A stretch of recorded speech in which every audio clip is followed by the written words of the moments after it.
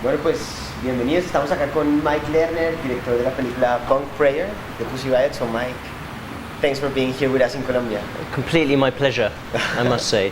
Have you enjoyed your time here? Oh yeah, it's been, I mean, Colombia is one of those places that it's got such a reputation, and it's such a kind of exotic and magical and brilliant reputation, and you know, so I've always wanted to come here, and when you come here you realise actually it's even 10 times better than you imagine. What were your expectations before coming here? What were your imagination regarding the film and the city and the country itself? Well, I imagined that there would be interest in the film because, of course, you know, the issues that it raises are clearly relevant here. You know, I mean, the point about the Pussy Riot story is that it is a universal story. It's about a young generation trying to make their voice heard, trying to expose the corruption, I suppose, of society and the just simple, you know, kind of redundancy of so many ideas and views. So in a way, I always expected it would be kind of a good subject here. Что означает группа Pussy Riot? Феминистская фан-группа, она очень важна для становления России, я считаю. Потому что если не будет появляться таких групп, не конкретно эта группа, это просто одна из тех, которые должны появляться. Я уверена, что особенно после такой неожиданной огласки появится огромное количество тех людей, которые хотят делать вещи похожие на эти. И меня это будет очень радовать. Я надеюсь, что я как-то смогу узнавать об этом, даже находясь в тюрьме. For the people that doesn't know, what is a punk prayer about?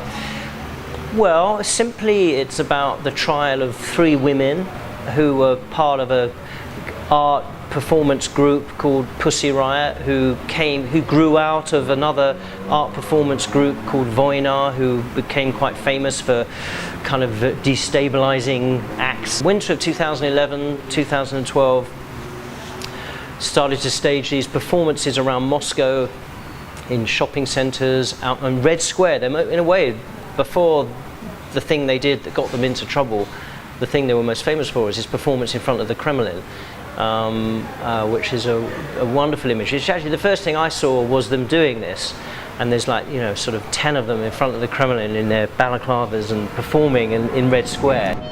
Кремлю идет восставшая колонна ФСБшных кабинетов! Взрываются окна! Суки! Суд! За красными стенами! Riot объявляет аборт в системе! Живи на красной! Покажи свободу! Гражданской власти! Then they go on to perform in the main cathedral in Moscow, the St. Christ the Saviour Cathedral, and they perform for ultimately like 40 seconds or something, and they're just performing this song essentially, or miming to it in fact, which was attacking the relationship between the church and Putin, really criticising the role of women within the Orthodox Church, and sort of generally calling for a feminist revolution in Russia. You know, so it wasn't a direct attack on the church. It wasn't blasphemous, but unfortunately, the church reacted incredibly badly to this, and in collaboration with the state, called for these 3 women to be well, they were arrested and then put on trial. When they're actually put on trial for hooliganism with intent to cause religious hatred. So that's what they were tried with. It was a very, they kind of made up crime really, because it didn't really exist before. So they put them on trial, and eventually find them guilty of this crime, and then they two of them spend 2 years in prison. One of them is released on appeal. She'd still spent 6 months in prison, but anyway. So, but of course, the important thing that happened was that by the time they went to prison, they'd become the most famous Russian dissident artists ever lived. Russia is full of intelligent, creative, brave, young people who wish to create a better society. So in a way that's a good advert for Russia. But it's not such a good advert for Putin and his idea of Russia. And I suppose that's really ultimately what's at the heart of this is, you know, Putin really seeking popularity amongst the extreme right in Russia, the Orthodox extremists, the national extremists.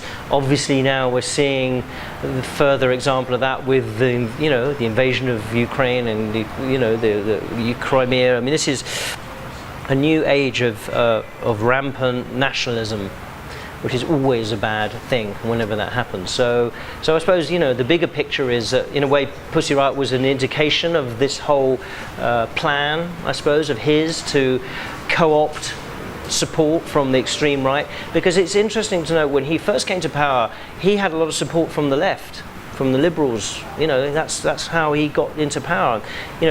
Pussy Riot came into being when he entered his third term of power, which is, many people say, was illegal, anti-constitutional. And so in order to deflect that truth, they go for, as ever, go for some nationalistic fantasy about Russia being this amazing superpower and, an alternative to Western power, which obviously it was at one stage, but that was 30 years ago.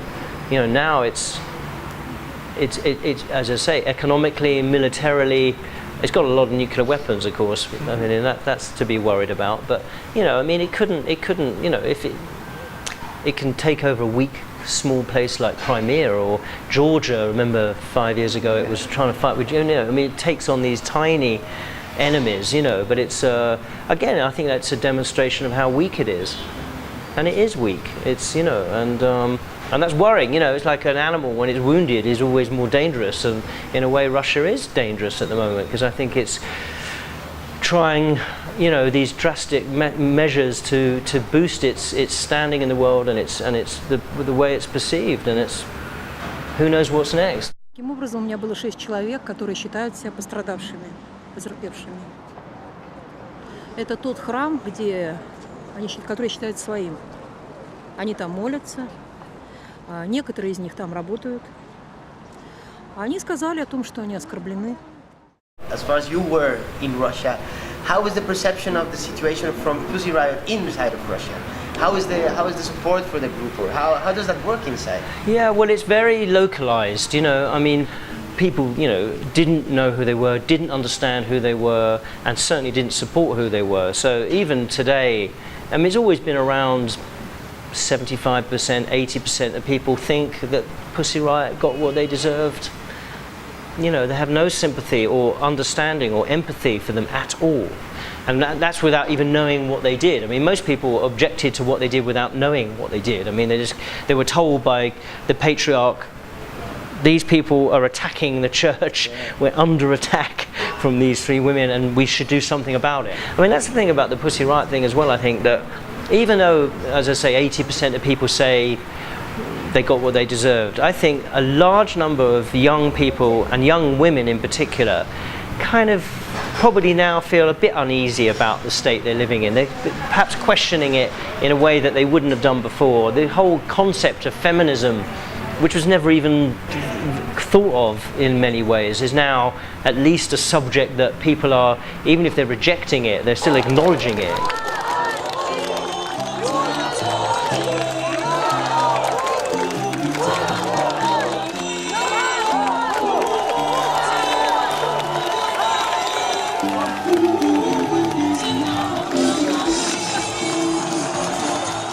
To get back to filmmaking, I think documentaries are the only way you can really discuss all this, and you need time to think about these issues. You might get an article in Newsweek or something that might talk about it, maybe, but I mean, when you're seeing a film, you're seeing reality. You're seeing people's life and death struggle with things they believe in, and I hope that will inspire people. I mean, I think it does. I'm certain it does. That's the essence of a lot of storytelling. And a lot of these films are obviously about that. And showing the weakness of tyranny. Again, that's inspiring for poor people to see that actually it's not exactly how they present it. There is a way around to finding out exactly kind of what is going on. I mean, and it's the independence of this stuff. This is the point. You are opposing the mainstream, which is very tightly controlled by a very small group of corporate interests who are directly related to the government. I mean, they're the same thing, essentially.